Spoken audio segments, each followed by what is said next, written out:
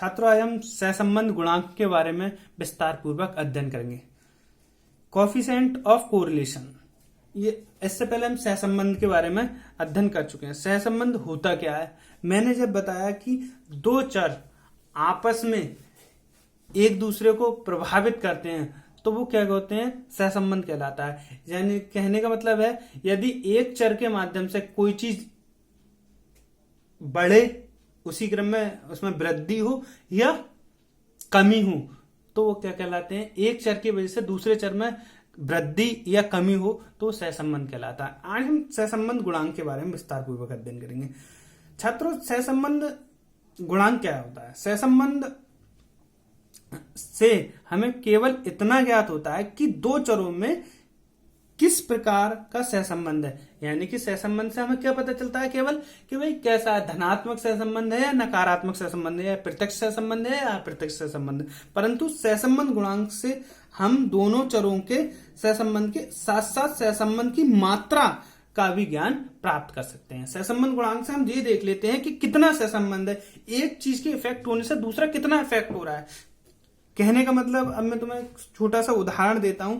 जैसे एक काम करते हैं हम, जैसे पेन से लिख रहे हैं, पेन में दो मुख्य चीजें होती हैं, एक तो इसकी ऊपर का खोल और एक इसकी रिफिल यानी कि स्याही।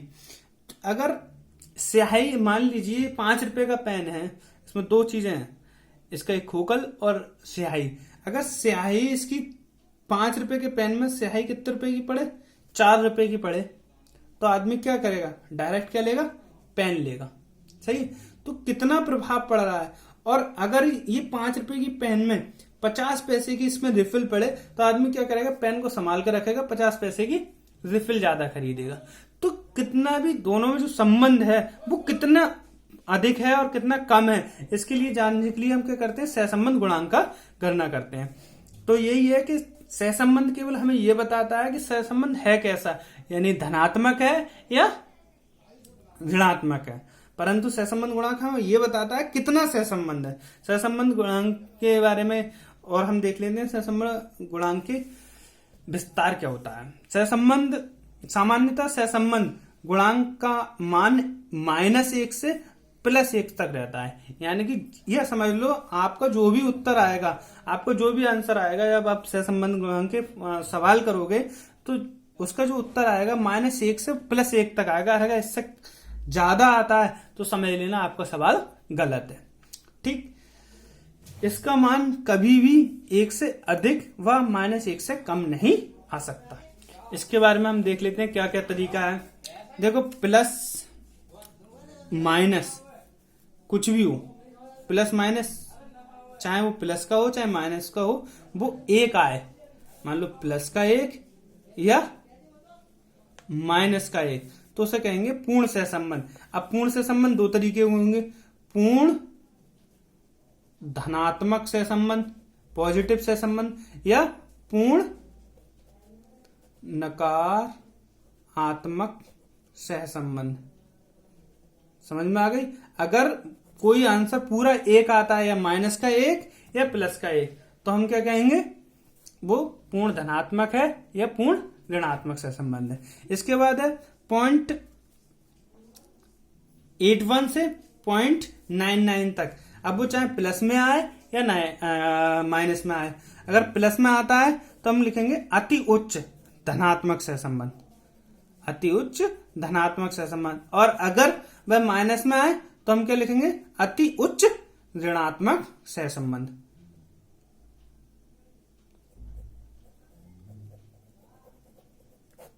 अगर प्लस में आएगा तो हम धनात्मक सहसंबंध कहेंगे, और माइनस में आएगा तो नकारात्मक या ऋणात्मक सहसंबंध कहेंगे।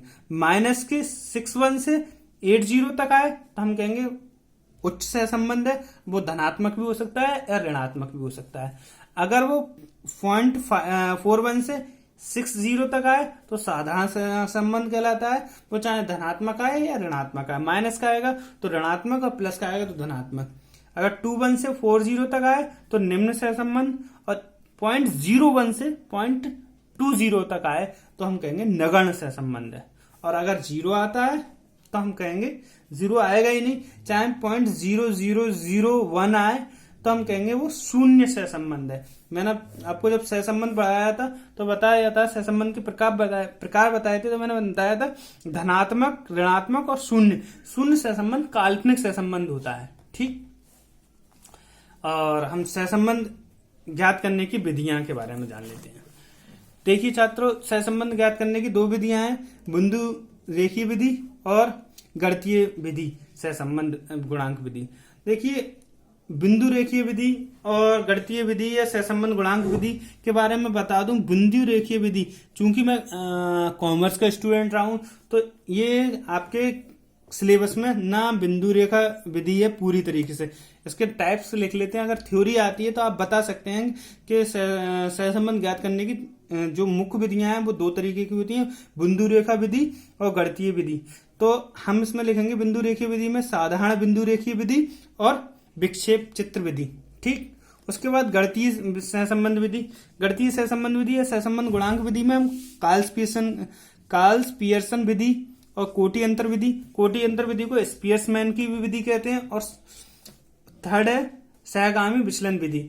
इसमें भी हमारी क्या है, ना हमारे बीएड में कार्ल्स पियर्सन विधि है और ना ही सहगामी विचलन विधि है। इसमें केवल कोटि अंतर विधि है। हम स्पियर्समैन की कोटि अंतर विधि के बारे में ही अध्ययन करेंगे। हम थ्योरी के रूप में इसके फॉर्मूले पढ़ लेते हैं इन दोनों के। ठीक, हमारी पहले मैंने बताया था सबसे पहले स्पियरमैन की कोटि अंतर विधि। कोटि अंतर विधि में इसे रैंक डिफरेंट मेथड भी कहते हैं। इसको हम निकालते हैं, इसे रोह कहते हैं। पी के लिए थोड़ी सी पूछ निकाल दो, इसे रोह कहते हैं। रोह बराबर 1 minus 6 D square upon N square minus 1। इसका फॉर्मूले को हम थोड़ा डिटेल जब हम इसके न्यूमेरिकल कराएंगे तब बताएंगे। कार्ल्स पियर्सन गुणांक अगुण विधि कहते हैं। कार्ल्स पियर्सन विधि को अगुण विधि की कहते हैं। ठीक, इसको कहते हैं आर बराबर N sigma X Y minus sigma X into sigma Y divide under root sigma मतलब ब्रैकेट बंद N sigma X square sigma X का होल स्क्वायर ब्रैकेट बंद bracket N sigma Y square minus sigma Y का whole square under root. यदि mean method से निकालो तो only इतना ही फॉर्मूला लगेगा, कितना, sigma X Y upon under root sigma X square into sigma Y square. छात्रों, हम रैंक डिफरेंट जो मेथड है, रैंक डिफरेंस मेथड, इसमें हम थोड़ा सा और पढ़ लेते हैं। न्यूमेरिकल हम कल से कराएंगे कि भाई रैंक स्क्वायर मेथड में होता क्या है।